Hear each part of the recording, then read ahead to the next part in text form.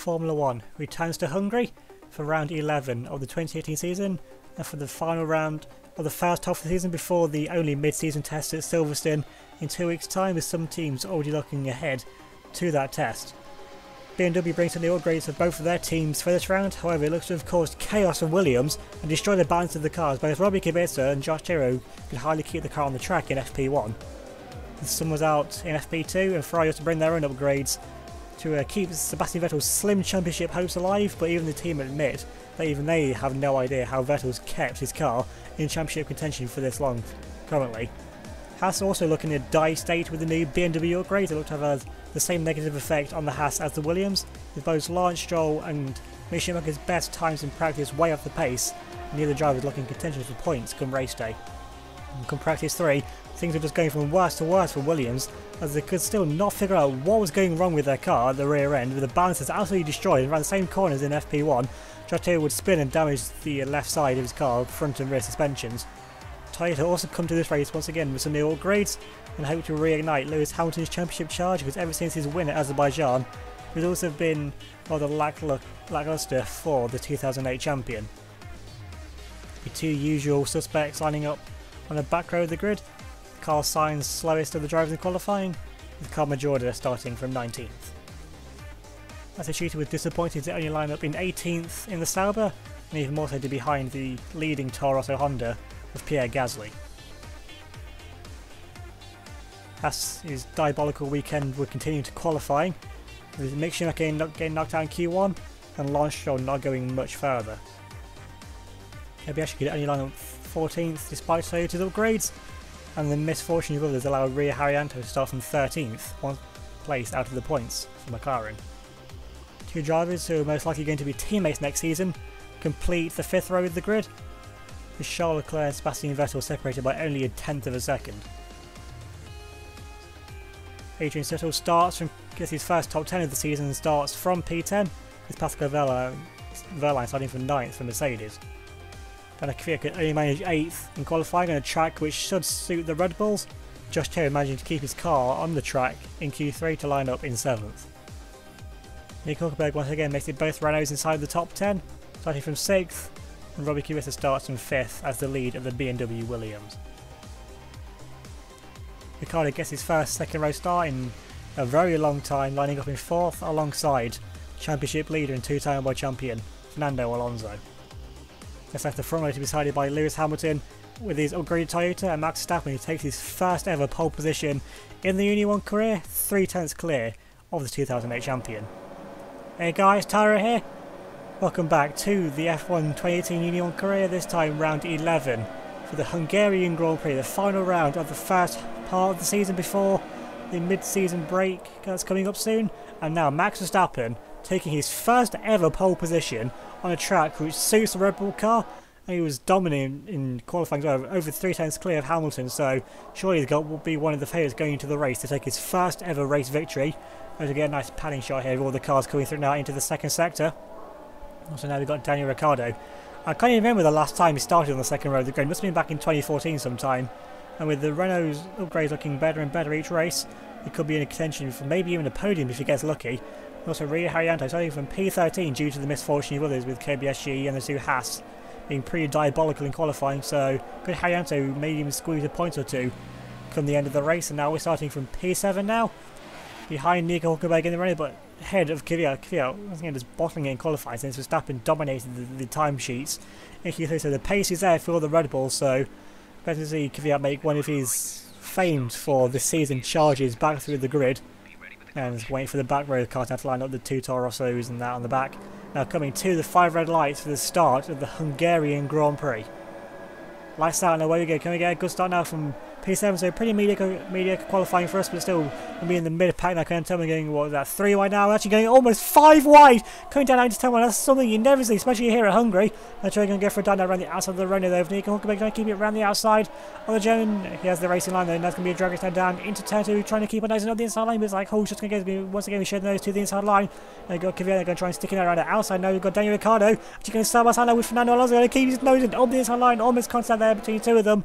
Ricciardo's still going to keep it now side by side with Fernando Alonso coming up now into the second sector of the lap, and it's like he's just going to squeeze out there. The Honey Badger with a great start to this race. Obviously qualified in P4, so he's still where he started and was giving everything he got there to try and get past the championship leader Fernando Alonso. We're still in P10, so I think this is the first time this season we haven't actually lost a place off the start from when we go back to us midway around the lap, so that's got to be some kind of progress at least for these BMW upgrades. You can see now we're getting all twitchy on the wheel, so the balance of this car is still completely non-existent really. We're still having to fight tooth and nail around every single corner to keep this car on the track. So I'm surprised I actually got 7th place. I was expecting maybe not even to get into Q3 with how we've seen in practice. They couldn't even keep the car in a straight line and facing the right direction sometimes. They could now around the final corner now. You can get a nice line here trying to make a move on Huckenberg, because despite running his upgrades, they've still got nothing in straight line speed compared to me in my BMW Williams. Also, so we've still got Kvyat behind us, and now Kvyat, he does look pretty racing, actually going to pull now to our inside line with that Cosworth engine. Looks like he has a pretty good speed so far. And more after the 2 last race that we've done, especially with Verstappen, actually he's lost the lead to Lewis Hamilton, as noticed. So Hamilton in Toyota actually leads the Grand Prix as things stand. Now we just managed to dive it back up the inside there of Daniil, of course, fighting for maybe our championship, although we're still quite a way off the lead of Fernando Alonso. But then again, so is everyone else really. And Kvyat, it could have been right over there with Alonso if he just had a bit better look so far in the earlier races. Then we just managed to hold on to Kvyat. Of course, this track is known as Monaco without the barriers. Of course, we didn't actually have a Monaco Grand Prix this year, so it's going to be the only taste of this kind of style of track, really. And we're getting all over, crossed over through the chicane, and we've got Kvyat once again looking all right here behind us, because you know that Red Bull was just immense on traction, cornering, downforce, basically everything this Williams should be good at usually, except it's being absolutely horrific at right now. You see how much time we've lost to Hülkenberg, lost about a second or so through Mercedes. Somehow, we've actually gone purple through the second sector.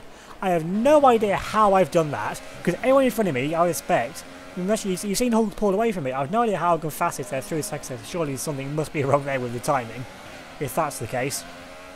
Now the Queen out around the final corner, Kvyat looking all over the back there. Once again, we run out wide there, so once again, just can't find the apex of the corner. So the car just does not want to turn in where I want it, because at the rear of the car, you just can't get it turned in. And then Kvyat's going to try and get around the outside. Now, of course, still no DRS. And we come now into tail Williams once again and go for a dive on the inside line. Kvyat's going to try and stick it out around the outside line, just about squeezing, because I think there may have been a little bit of contact between the two of us, only a bit of tyre roll there, so nothing lost, nothing gained there. In terms of damage, the car once again now you get to the inside line. Kvyat's going to try and stick it out around the outside line of us once again. We run out a bit wide, mid-bill wheel banging. No, probably wasn't intentional, but we just can't keep the car on the apex because the rear of the car wants to step out all the time. But Kvyat now makes the move up the inside line, does he? No, actually having to defend now from both of the fronts. I'm trying to get him very, very aggressive behind. Now we've got Sebastian Vettel who's actually made the move on his teammate Adrian Sutil. You can see there the back of our car is waving all over the place. I imagine Vettel has been told to try and take some extreme caution when it comes to trying to overtake us, because he's on soft tyres, of course, he decided outside the top 10. I'm on ultras, and then so is Sutil as well, and everything else in the top 10, so it just shows that a Ferrari on 2 compound harder tyres is actually faster than me in a faster car in general that just has absolutely no stability whatsoever. Vettel getting us now, coming up now into the third sector. You thought about it, maybe going for a dive. We run off the track there completely, and Vettel's going to make an easiest overtake he's ever done. Looking for a dive back up the inside line. We force Vettel out wide, and then Sutil makes a move back up the inside line, so getting very aggressive there with Sebastian Vettel. But again, we've got no choice really. This car does not want to. This car does not know what the word apex means in this race. I think we've actually hit any apexes apart from the first lap. Now Sutil pulls to our inside. Now it's going to be Darius now with a Jeremy coming down 90 to 10. Actually, no, we've got being a Ferrari sandwich out of the go either side of us. There's a huge look up there from Sebastian Vettel. We just managed to get the car turned. Actually, going to try and go around the outside now of his teammate Adrian Sutil as well. Could try and go for a double overtake there from the 5-time world champion. Coming out into Sutil was just able to defend that move. From his team, of course, no team orders at Ferrari, and honestly, why would there be? They're not exactly in the championship fight, really, all things considered. Now then, we've got the McLaren Renault of Rio Haryanto looking over the back of us, and then when you know when a McLaren Renault is looking racy behind you, something has gone very, very wrong with your car. Since the McLaren, although Haryanto, he's been on it so far this season, he just hasn't got the car to show it. On the slow speed tracks like this, the McLaren usually is somewhere about 2.5 seconds a lap off the pole time, and since Williams have the most poles so far this season, that car is about 2.5 seconds slower than ours. But in this race, I think we're about 2.5 seconds slower than that McLaren behind us. We're all over the place, besides actually on the track. Now Haryanto just about has a look at us. We can try to go around the outside now, but we defend to the inside line. Why is Haryanto going to be making of this? I mean, we're the 2016 World Champion, and we run out massively wide once again. The car just does not want to turn whatsoever. Got absolutely no grip. It's like driving on ice with the rear of that car. Now we've been overtaken by one of the slowest cars on the grid. Now we've got one of the Sows now behind us, which is the fastest thing here in a straight line, pretty much. They're going to put out to the inside. That's going to be drag race now, down into turn 1 now. With that Sow, can try and keep it around the outside line. Now is that actually Charlotte Claret in the Sow that makes a move around their outside line. Get full turn 1 now. Here comes Kamui Kirby actually in the tyre. Of course, had a pretty poor qualifying himself as well. Down in P14 and go for a dive up the inside line. You can try to keep side by side once again. We just managed to force away up the inside line. On the Toyota actually comes the Haas of Lawrence Stroll. Going to try and make a move up the inside line, which then to the outside. Kamui's going to try and keep it now side by side up the inside line. This will be drag race now between those two. Coming up now into second, and Stroll just managed to escape his nose on the inside of the lines. Of course, the Haas have been pretty piss poor in qualifying as well with these horrible. These upgrades have absolutely failed. And look at the Haas, he's all over the back of us now. Lawrence Stroll, I don't know what he's on in this race. I don't know what our car's on besides seemingly not ultra soft tyres. Because we're on ice. Our tyres are absolutely no grip. We're running off the road there once again, just about keeping 2 lines on the track that time. And now we're down in P13, but outside the points places after what, 4.5, 5 laps of the race. Now there goes Stroll, the streaming straight past us now. They're going for a massive dive on the inside line, so not being short-handed there like that by the BMW junior drivers. Now we come now around the second last corner once again, missing the apex completely. There's absolutely nothing whatsoever. Actually going to go into the pits now because clearly these tyres, something is not right with our car, or is definitely not well. I've lost about, what, 5, 6, 7 seconds at least in the past, what, 2 laps or so. We're coming down now for a very, very early pit stop now, so the team can have a look at the car, because something is drastically wrong. I know it's not the tyres now, because everyone else was ultra soft as well, so the tyre wear and that was fine. Honestly, I have no idea what was wrong with the car. So now, they send us back out straight away, so clearly something, well, they can't see anything that's wrong with the car now with the pit crew there, go back into the garage. Now we're going to rejoin the track. Of course we're going to be in dead last place since we're stopping in like 2, 3, 4 laps earlier than what the actual strategy was. But now then, looking now onto our teammate Robbie Kubica, who's coming to the pace, and Kubica, it looks like he's handling the car better than what we, I think, honestly, I don't think anyone could be handling the car worse than me, because this thing does not want to stay on track, so Kubica looks like he's got something figured out, at least anyway. Although the pace still doesn't really seem to be there so far. For our teammate, it's going to a set of soft tyres. Also, it's going to be a 2-stop race. For our teammate, of course, I forgot to mention, it's also a 2-stop race for us if we can make the tyres last, that is. We're just going onto a set of softs now for our teammate, and then it will be another set of softs at the end of the race as well. For when he comes onto his final stop later on. They're coming out to the track. I think they've just seen a car on the outside. Actually, it's one of the Toro Rosso Hondas. It's crucial that Williams timed that stop to absolute perfection. This is just getting out in front of Carlos Sainz, I think that is, in the Toro Rosso, because that Toro, like the McLaren, is about 2.5 seconds a lap off the pace. And when you come out of the pits on fresh tyres, that's where you need to push. Use absolutely all the pace you have available to you. Now, moving on to lap 7, we're now called onto the back now of Carmen Jorda, who hasn't actually stopped yet. So this is the fight to get out of last place. We are legitimately, as things stand, we are legitimately in last place. We've all got one more stop to make, so yeah, this has been a pretty embarrassing start to the race so far. Now we come now round the final corner. We've got one of the Haas there up in front, so Mick Schumacher's equally struggling like we are so far in this race. Then we've got DRS now on the back of Carmen Jordan, a former teammate from Lotus in 2015, going for a dive up the inside line and try to make a little bit of a lock there for Carmen Jordan, trying to hold it around the outside line, just like these new tyres. And actually, they've improved something at least, so maybe actually it could have been a problem with the tyres, maybe. We saw in qualifying and practically we were spinning out all over the place, so I think there's something still inherently wrong with our car. Now we're all over the back there with Mick Schumacher in that Haas BMW, who looks to be struggling as much as we are, if not even more. I'll show you now, Mick. Charlie's going to put a 205 now, going to carry all the full inside, but it just covers the line, so Mick, you know, we're both equally struggling out here, so there's going to be nothing lost at the game. I mean, it's honestly, which of us two keeps the car on the track for the longest, I think we'll end up finishing ahead out of us two. Could come now into the chicane because we will be on much fresher tyres in what it should be a much faster car. It looks like whatever BMW have done to our cars for this weekend has been completely horrific and has not worked out. They're going to have to go back to the drawing board now for the mid-season test and then for the second half of the season.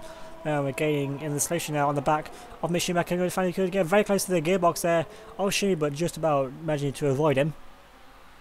There's a coming now into final corner and go for a nice slingshot move around the outside line. Use the grip of our tyres to advantage. Shumi's slow on the apex. They're going to try to hold it up the inside and squeeze it out on the inside line for the final corner. Bit of wheel banging there with Shumi's not going to leave us much room. Must force away on the inside line. Actually, here comes Carmen Georgia as well. In the camera, it's going to be a drag now. Daniil tell one. This is the fight for over the wooden spoon. The fight to not be in last place in this Grand Prix. And you've got Jordan with DRS as well. Going to tell one. Jordan's made the move on Mick Schumacher. Mick Schumacher is now officially in last place in this Grand Prix. And just proving even more, whatever BMW done to our cars has not worked out whatsoever. since they brought the same upgrades to both of our cars. So not even testing it first on the Haas to see if it would work.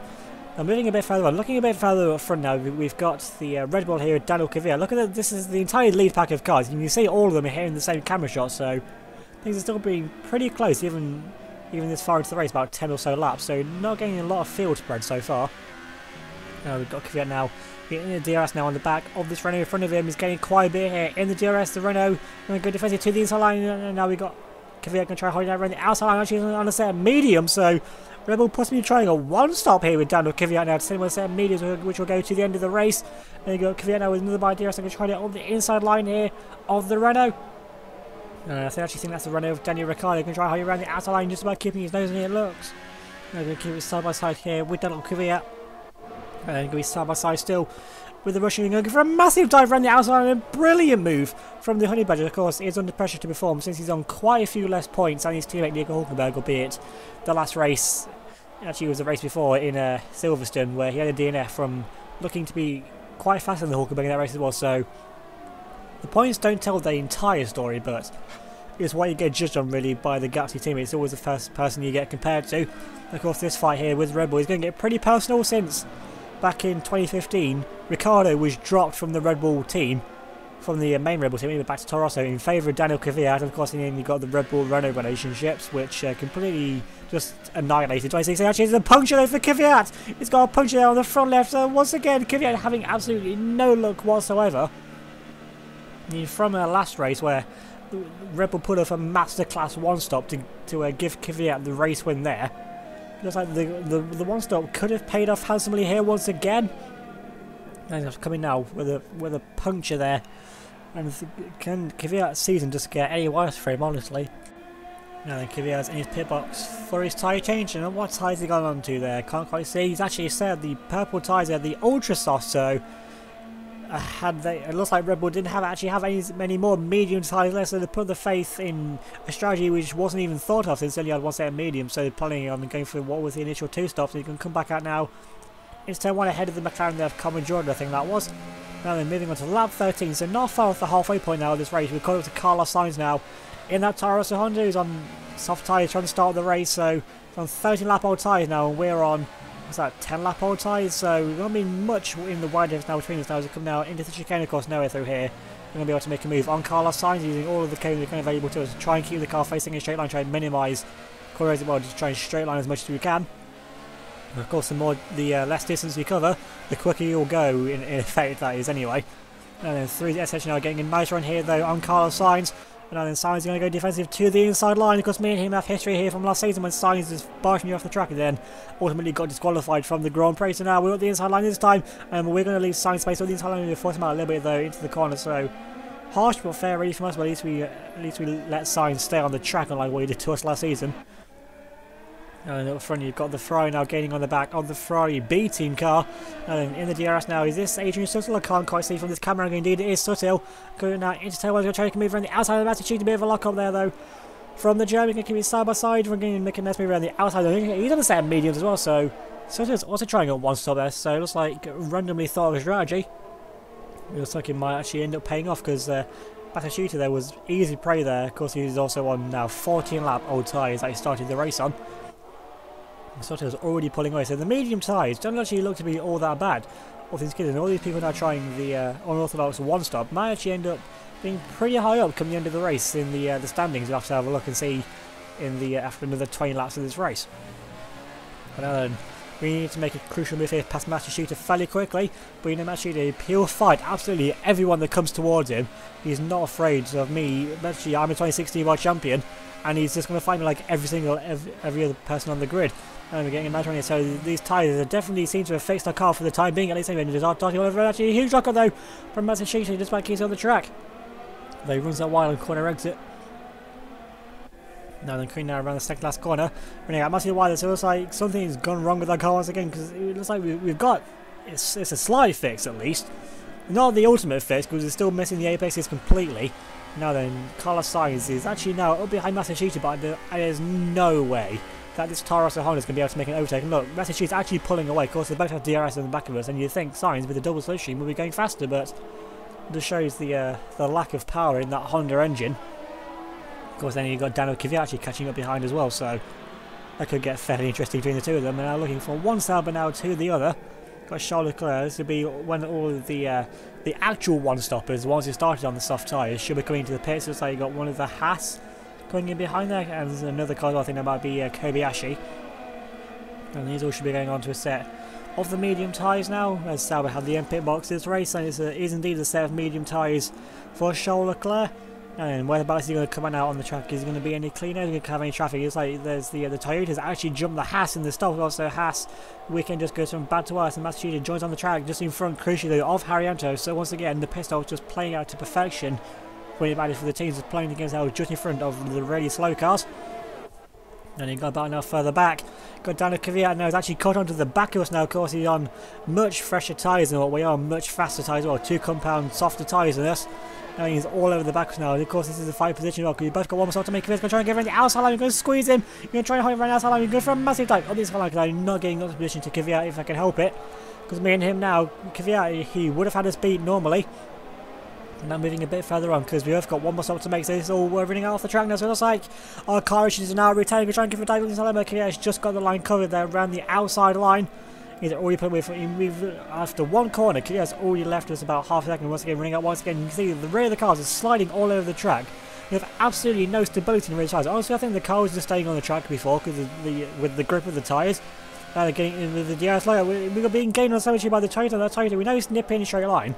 I don't think it was that much faster really than what our Williams is.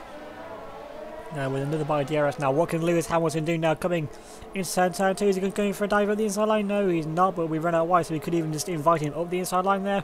He's just a bit too far back there to make anything of the opportunity. Now coming up now, running off the track there once again. You're seeing all of the curbing available to us, mainly because we've got no other choice. The cars won't stay on the black stuff, honestly, at this point. You know, moving further onto the end of that lap, so straight cut onto the end of the lap, we run massively wide because the car just got no confidence in it to keep on trying to see we're wiggling all over as well. The car doesn't even want to go straight line at this point anymore. Things are getting that diabolical, really. And there you got his teammate Kobayashi making a move on the inside line of one of the McLaren runners, but surely it's Haryanto. But Haryanto is going to try and fight back now on the outside line, which then sends to the inside. But the Toyota's got so much straight on speed, it's able to clear the Indonesian before the corner.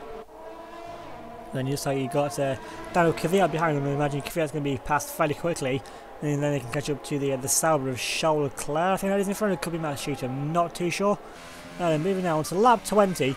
We found some pit crew that'll be boxing now at the end of the lap because these tyres are completely shot now by this point. Honestly, this entire car is shot at this point, but somehow we're in P12. So as things stand, we're currently in the points places. So I think everyone else has got another stop to make. So points may still be on the board for us somehow come the end of this race. Now we're just wiggling out even into the pit lane things. So we're just all completely unstable now to break down for the pit marker. Because it's a 50-mile-an-hour pit here, so it's not the slowest on the calendar, but then again, I don't think it's really the fastest either. Now we've gone to another set here of soft tyres. Now these soft tyres will take us to the end of the Grand Prix if they can make them stretch, because we're coming in early since we came in early for our first lap, so everything's been shuffled forward. So of course we will have lighter fuel now as well, so that should be one thing going for us at least. Now to rejoin now on the track, pretty much I think in last place once again, as we are making our second stop once again a lot earlier than where everyone else is. Now hopefully we try and put out some clean laps now, and hopefully our car is maybe even now fixed at least. And now looking back up front now, the running order here, you've got Sebastian Vettel in the Ferrari, trying that one-star strategy, actually leading the Grand Prix as things stand, from Fernando Alonso here in second place. And of course Alonso on those fresh tyres as well, so can try and chase down Sebastian Vettel to take what will be another victory in this season. And in third place now you have Max Verstappen, so the pole sitters drop down to P3. Although he's still got some great pace, I mean he's still in striking distance of Alonso, so don't count Verstappen out of this race yet. And then in P4 is Charles Leclerc in the Sauber, on a set of medium tyres as well, so Sauber look like they're working out the best weekend in the world since Leclerc started as 11th as the highest qualifier. And of course they have a low drag car as well, so this track we really wasn't going to see them, and Leclerc managed to come away with a top 5 as things stand, so it'd be a great haul of points there for Sauber once again. Then we have Kobayashi in P5, followed then by his teammate Lewis Hamilton, so I imagine those two are going to do a switcheroo pretty soon. And then we have the lead Renault of Daniil Ricciardo, so Ricciardo has dropped back a bit from the start, which honestly is to be expected. The Renault doesn't quite have the outright race pace. Then we have Pascal Wehrlein in the Mercedes, who started down in P9, hasn't really gone further much for us, because this track is so difficult to overtake on as well. He's come down then through the middle section of the lap. And then we have Ria Haryanto is also trying this one-stop strategy. Haryanto and McLaren are doing everything they can to try and claw a few points from this race, because that could be crucial in the fight for Toro Rosso for 9th place in the Constructors. And then behind Haryanto we've got our teammate Robbie Kubica, who should make a fairly easy move facing, because Kubica is on the two-star strategy, which I'm pretty sure everyone in the top 10 is trying, or besides Daniil Kvyat was at least anyway. And then around the final corner, Kubica, of course his car is still going to be ailing quite a bit since he's nowhere near the lead battle. He should be able to make a move here in straight line, still past the McLaren Renault, which has absolutely no straight line speed whatsoever. It's still a fairly draggy car. Now Kubica can try and go around the outside now. He's going to breeze past Haryanto even before the break, so Haryanto is moving over to the inside to try and defend. And effectively just gave our teammate the racing line. And then we have the main Renault powered team, the Works team, the Renault Nico Hulkenberg, chasing now after the Renault customer team of that McLaren Renault. Through his second sector of the lap and making sure he's going to stay behind. And then we had the leader, the Haas of Lawrence Stroll, so I'm pretty sure Stroll's outside of the points places here as things stand. And he'll be even further down now once Daniil Kvyat actually tries to make a move on him, and now he's on the set of soft tyres, so Kvyat's made his final stop of the race. And then behind him we have ourselves, and we're just in the no man's land of our own. Well, you're ahead though with Matsushita at least, who's still ahead of Carlos Sainz. Sainz, if you think about it, is actually faster around the track, because he's keeping up, but that Toro Rosso is just so slow in a straight line. They can't do anything to actually make an overtake out of that situation. You just have to be following him pretty much the entirety of this race. But talking overtake, Mick Schumacher makes the move back past Carl Majorna to get out of last place. So an absolute ding-dong battle here between these two. I'm pretty sure in unfamiliar territory for Mick Schumacher down in 19th place. You know, makes the move past Carl Majorna. So Jordan once again now drops down to the car in last place. Now moving on to lap 25, so still 10 laps of this race left to go. We're in P14, still behind Daniil Kvyat, still ahead of Matsushita, so still we're just in an absolute no man's land of road. Can't see anyone here on the mini-map, but then we've lost it once again. The car just snapped. Rando's now going to be doing actually with 360. We just managed to get ourselves recovered, so thankfully we end up facing it in the right direction. But just like in qualifying and practice and every other session so far this weekend, this car does not want to stay on the track and now going over the car. We're spinning out once again. This car's got absolutely no stability. Something has to be broken on the back of our car. This thing just snapped round it once again. Like I said, I know the stability was gone. You saw us fighting this car all weekend, and I'm just sliding around as well, so something on the rear of the car has to be broken now. It's over the cane once again. We've spun again 3 times. What's that? 3 times now in what, 20 seconds? And we've spun around again now down into P16 now. We've got Shimi still behind us somehow. Way behind, of course, struggling in this race as well for absolute pace. I'm pretty sure he's not been spun around those 3 times like we just were. So Shimi's now stunned with 5 miles, and once again, this is a joke at this point. We've gone round again. This car does not want to stay on the track. What is wrong with this car? And what have BMW done to our car? It's been absolutely horrific. Now, as much as to get ourselves going once again, there's Mick Schumacher now coming in behind us. We're going to pull to the inside now to let Shumi pass. Because now, well, we're an absolute snail at this point now.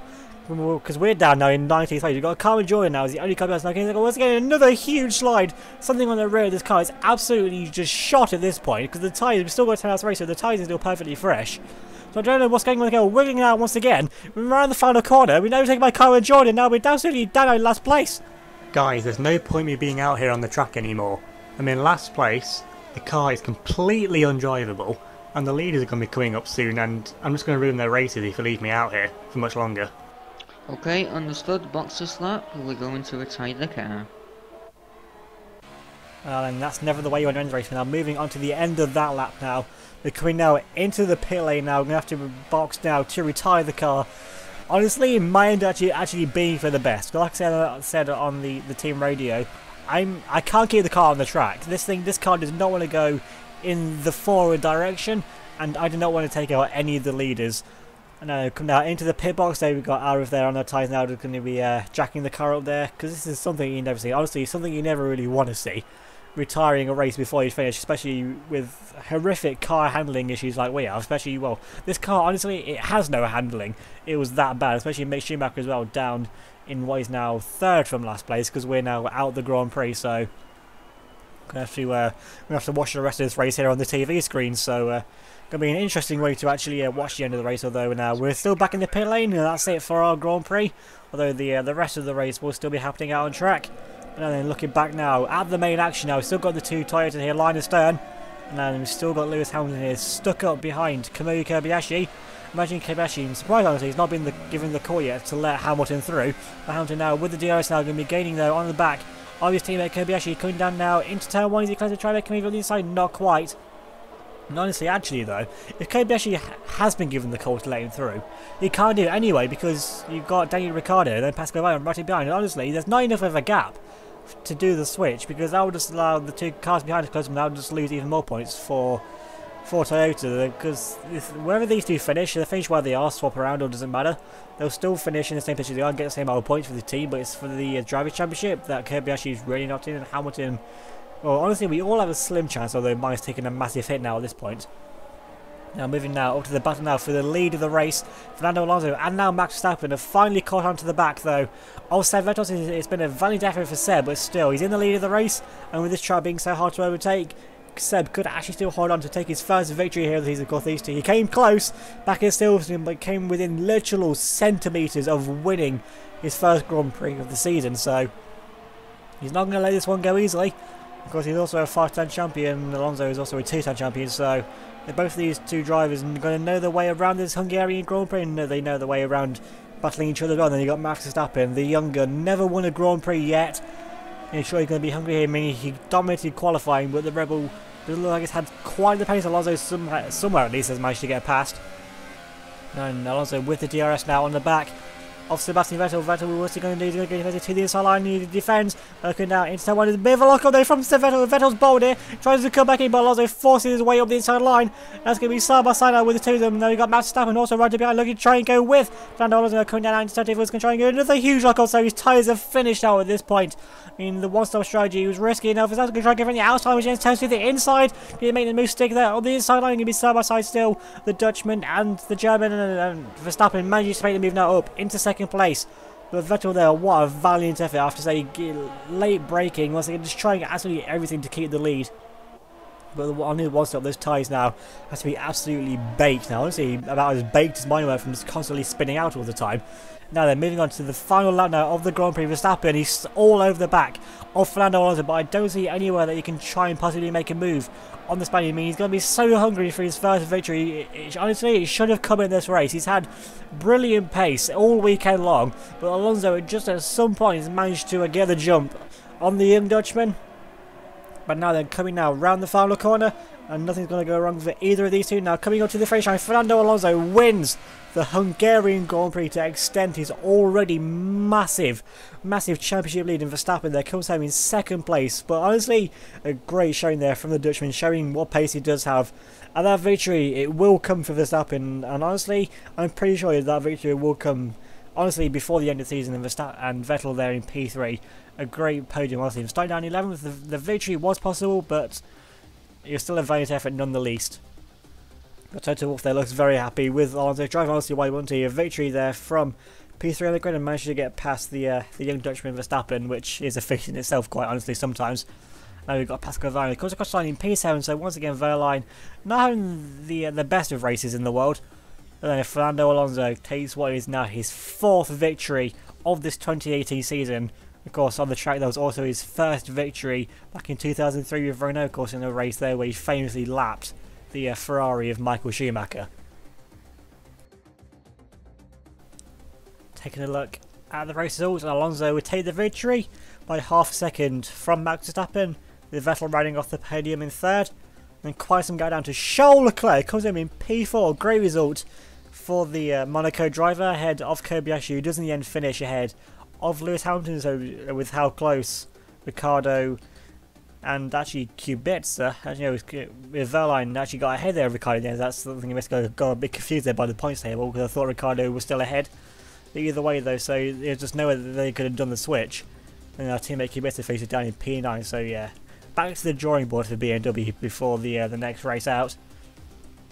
Hulkenberg comes home in P10 in the other Renault, with Kvyat getting some points at least, 11th, and Haryanto just scrapes the final point for McLaren in 12th. Lance Stroll would somehow drag his Haas up into 13th place, with Matsushita quite some way behind in 14th, but it still beat Carlos Sainz, because there's no way he could get past.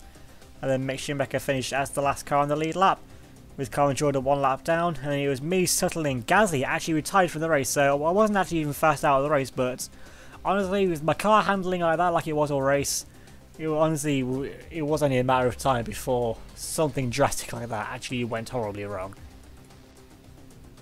Moving on to the drivers' point standings, Alonso leads unsurprisingly. He's now 45 points clear, over 2 race victories worth of points clear now. Of Seb Vettel gets up now into second place, 5 points clear of us, so we're the best part now. 3 race victories now off of the championship lead. That's how much Alonso and the consistency with that Mercedes has paid off for him so far. Kvyat's in 4th on 84 points, 2 points clear of our teammate Robbie Kubica, who's on 5th on 82. He's in turn 3 points clear of Max Verstappen, who's in 6th and gets ahead by 1 point of Lewis Hamilton. Pascal Wehrlein's in P8 on 77 points, with then a 30-point gap down to Suttle in 9th on 47, who's 3 points clear now of former teammate Charles Leclerc in the Ferrari Junior team, with Mick Schumacher in 11th place, and Kobayashi now gets into the top 12 on 38 points. Hulkenberg's in 13th on 35, 2 points clear of Lance Stroll on 33, who then is also 3 points clear of Verne. Then you have Ricciardo in 16th on now 16 points, quite some way ahead of Ria Haryanto's on 4. He's on double the points as Pierre Gasly's got 2, with Matsushita running off the point scorers, leaving Sainz and Jordan still yet to score. And finally now moving on to the constructor standings, and Mercedes have a lead of 45 points over Williams, so long as they've got the same lead as what Mercedes have in the constructors, on 280 points to Williams 173, and we're now with that shambolic race only now 10 points clear now of Red Bull, Aston Martin. So yeah, the Red Bulls, they're coming on strong now, and if Ferrari get their act together, they could still be in the fight honestly for second place as well. Toyota now 20 points behind the skid area in 5th on 116 points, but they're quite some way ahead now of Alfa Romeo Sauber. Get ahead once again of Haas. Now they're only pointing back for 6th place in the constructors, and they've got quite a gap now of 8 points, and honestly for a midfield team 8 points is quite the gap. And then Renault slowly starting to claw their way now actually into that fight now for 6th place now on 51 points, with McLaren now in 9th on double the points of Toro Rosso, who are in 10th with 2. Don't leave a like if you enjoyed this video. Vote for your driver of the day with the poll link that'll be in the description of this video. Also check out the Wikia for this championship, or the past seasons, the teams, the drivers, the lot. So if you want to know anything that's ever happened in this series, also if maybe even Sleepy what's coming in the future as well. Also leave a comment down below on this video, subscribe if you're new, and hit that notification bell so you don't miss out on any of my future uploads. Remember to follow me on Facebook, Twitter and Instagram. There'll be a link down in the description below, and also along with the 2 modded liveries I use, the Martini stripes on the Williams and the BWT livery that I use on the Toyota, so there'll be a link down there below if you want to download them for yourself if you've got this game on PC and want to have a go with them yourself. So thanks for watching, and I'll see you all next time.